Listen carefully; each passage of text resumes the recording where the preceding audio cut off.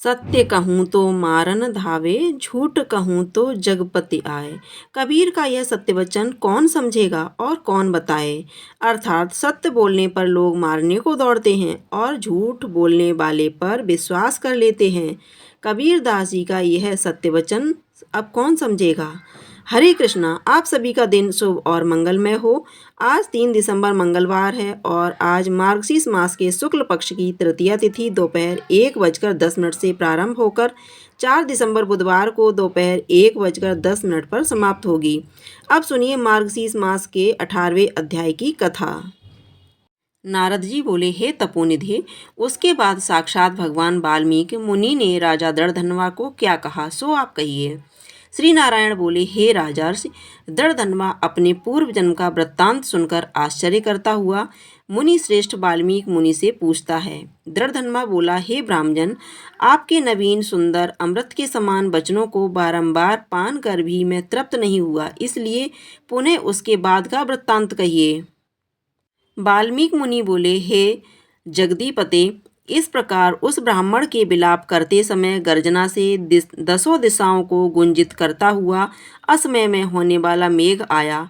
पर्वतों को कांपने के समान तीक्ष्ण स्पर्श वाला वायु बहने लगा और बिजली अत्यंत चमकती हुई अपनी आवाज़ से 10 दिशाओं को पूर्ण करती हुई इस तरह 1 मास तक वृष्टि हुई, जिस जल से पृथ्वी भर गई। परंतु पुत्र शोक अगरूप अग्नि के ताप से संतप्त वह ब्राह्मण कुछ भी नहीं जान सका। न तो जलपान किया और न ही भोजन किया। केवल हे पुत्र, इस प्रकार कहकर विलाप करते हुए ब्राह्मण का उस समय जो मास व्यतीत हुआ वह श्री कृष्णचंद्र का प्रिय पुरुषोत्तम मास था। सो न जानते हुए उस ब्राह्मण को पुरुषोत्तम मास का सेवन हो गया। उस पुरुषोत्तम मास के सेवन से अत्यंत प्रसन्न नूतन मेघ के समान श्यामवर्ण वनमाला से भूषित हरि भगवान स्वयं प्रकट हुए। जगत के नाथ हरि भगवान के प्रकट होने पर मेघ समूह गायब हो गया। उस ब्राह्मण ने पुरुषोत्तम श्री कृष्णचंद्र को देखा। दर्शन होने के साथ ही गोद में लिए हुए पुत्र के शरीर को जमीन पर रखकर स्त्री सहित ब्राह्मण श्री कृष्ण भगवान को दंडवत नमस्कार करता हुआ बोला। हाथ जोड़कर श्री कृष्ण भगवान के सामने खड़ा होकर, श्री कृष्ण भगवान हमारे रक्षक हो, ऐसा विचार करता हुआ भगवान श्री पुरुषोत्तम की सेवा से प्रसन्न हो अमृत की वृष्टि करने लगा। अत्यंत मधुर वाणी से बोले। श्री हरि भगवान बोले, सुदेव, तुम धन्य हो। इस समय आप भाग्यवान हो। तुम्हारे भाग्य के वर्णन करने में त्रैलोक्य में कौन समर्थ है। हे वत्स, हे तपोधन, जो तुम्हारा होने वाला है उसको हम कहेंगे, तुम सुनो। हे ब्राह्मण, 12,000 वर्ष की आयु वाला पुत्र तुमको होगा। इसके बाद तुमको पुत्र से होने वाले सुख में संदेह नहीं है। हे द्विजतम, प्रसन्न मन से मैंने ये पुत्र तुमको दिया है। हमारे प्रसाद से होने वाले तुम्हारे पुत्र सुख को देकर हे द्विजतम, देवता, गंधर्व और मनुष्य लोग पुत्र सुख की इच्छा करने वाले होंगे। इस विषय में तुमसे प्राचीन इतिहास में कहूँगा, जिस इतिहास को पहले कर्मकंडे मुनि राजा रघु से कहा था। प्रथम श्रेष्ठ मन वाले धनुर्मानक मुनीश्वर लोगों को पुत्र रूप मानसिक चिंता से जले हुए देखकर दुखित हुए और अमर पुत्र की इच्छा करके दारुण दुख करने लगे। 1000 वर्ष बीत जाने पर धनुर्मुनि से देवता लोग बोले, हे मुनीश्वर, तुम्हारे कठिन तप से तो हम सब प्रसन्न हैं, इसलिए अपने मन के अनुसार श्रेष्ठ वर को मांगो। श्री नारायण बोले, देवताओं के अमृत तुल्य इस वचन को सुनकर उस तपोधन धनुर नामक मुनि ने बुद्धिमान और अमर पुत्र को मांगा। उस ब्राह्मण से देवताओं ने कहा कि पृथ्वी में ऐसा पुत्र नहीं है। सब धनुर्मुनि ने देवताओं से कहा कि अच्छा, ऐसा पुत्र दो जिसके आयु की मर्यादा बंधी हो। देवताओं ने कहा कि कैसी मर्यादा चाहिए, कहो। इस पर मुनि ने भी कहा कि यह महान पर्वत जब तक उसकी आयु होवे ऐसा ही हो। इस प्रकार कह इंद्रादि देवता स्वर्ग को चले गए। धनु शर्मा ने थोड़े समय में वैसा ही पुत्र प्राप्त किया। उस मुनि का पुत्र आकाश में चंद्र के समान बढ़ने लगा। 16वें वर्ष के होने पर मुनीश्वर ने पुत्र से कहा, हे वत्स, ये मुनि लोग कभी भी अपमान करने योग्य नहीं हैं। इस तरह शिक्षा देने पर भी उस पुत्र ने मुनियों का अनादर किया। आयु की मर्यादा के बल से उन्नतम उसने ब्राह्मणों का अपमान किया।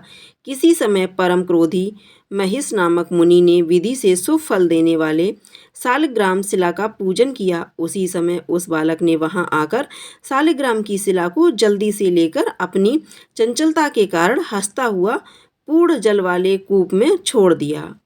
क्रोध से युक्त दूसरे काल रुद्र के समान महेश मुनि ने उस धनुर्मुनि के पुत्र को शाप दिया कि यह अभी मर जाए, परंतु उसे मृत्यु हुए न यह अभी मर जाए, परंतु उसे मृत्यु हुए न हुए। यह देखकर मन में मृत्यु के कारण का ध्यान किया।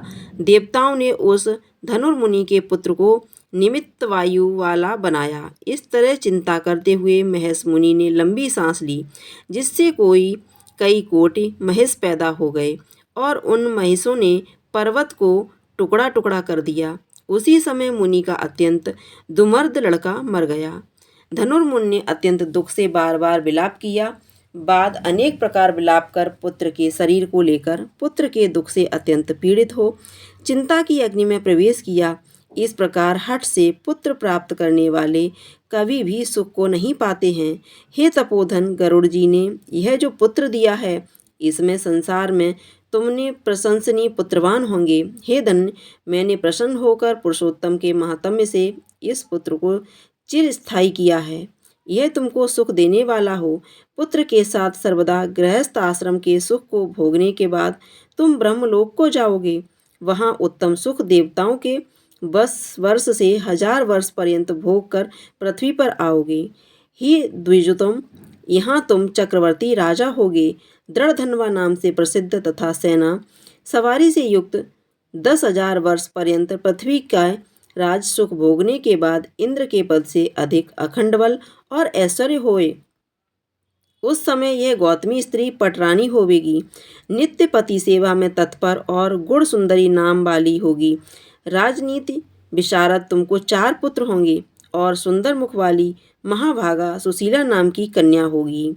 हे महाभाग, सुरों और असुरों को दुर्लभ संसार के सुखों को भोग कर तुम संसार रूपी समुद्र के पार करने वाले विष्णु भगवान को जब भूल जाओगे, तब हे विप्र, उस समय वन में यह तुम्हारा पुत्र सुख पक्षी होकर बट वृक्ष के ऊपर बैठकर वैराग्य पैदा करने वाले श्लोक को बार बार पढ़ता हुआ तुमको इस प्रकार बोध कराएगा। सुख पक्षी के वचन को सुनकर दुखित मन होकर घर आओगे। संसार के विषय सुखों को छोड़कर चिंता रूपी समुद्र में मग्न हे भूसुर, तुमको वाल्मीकि मुनि आकर ज्ञान कराएंगे। उनके वचन से निसंदेह हो शरीर को छोड़कर हरि भगवान के पद को दोनों स्त्री पुरुष तुम जाओगे, जो कि पद आवागमन से रहित कहा गया है। इस प्रकार महाविष्णु के कहने पर वह ब्राह्मण बालक उठ खड़ा हुआ। वे दोनों स्त्री पुरुष ब्राह्मण पुत्र को उठा हुआ देखकर अत्यंत आनंदित हो गए। सब देवता लोग भी संतुष्ट होकर पुष्पों की वर्षा करने लगे। सुखदेव ने भी श्री हरि को और माता पिता को प्रणाम किया। उस ब्राह्मण को पुत्र के साथ देखकर गरुड़ जी भी अत्यंत प्रसन्न हुए। उस समय चकित होकर ब्राह्मण ने श्री हरि भगवान को नमस्कार किया और हाथ जोड़कर हृदय में होने वाले संदेह को दूर करने के लिए हर्ष के कारण गदगद वचन से जगदीश्वर से बोला, हे हरे, मैंने 4000 वर्ष पर्यंत लगातार अत्यंत दुष्कर तप किया। उस समय मेरे को आपने वहां आकर जो कठोर वचन कहा कि हे वत्स, हमने अच्छी तरह देखा है, इस समय तुमको निश्चय पुत्र नहीं है। हे हरे, उस वचन का उल्लंघन कर मेरे मृत पुत्र को जीवित करने का कारण क्या है, सो आप कहिए। अब इसके आगे की कथा आप कल सुनेंगे। ये अध्याय यहाँ पर समाप्त होता है। कृष्ण भगवान की जय, राधा रानी की जय। अगर आपको ये कथा पसंद आई हो तो कमेंट बॉक्स में जा करके कृष्ण भगवान की जय अवश्य लिखिएगा। साथ ही साथ वीडियो को लाइक कीजिएगा, शेयर कीजिएगा। अगर आपने अभी तक चैनल को सब्सक्राइब नहीं किया है तो चैनल को सब्सक्राइब करके बेल आइकन को अवश्य दबा दीजिएगा, ताकि आप इसी तरह की समय से कथाएं सुन सकें। धन्यवाद।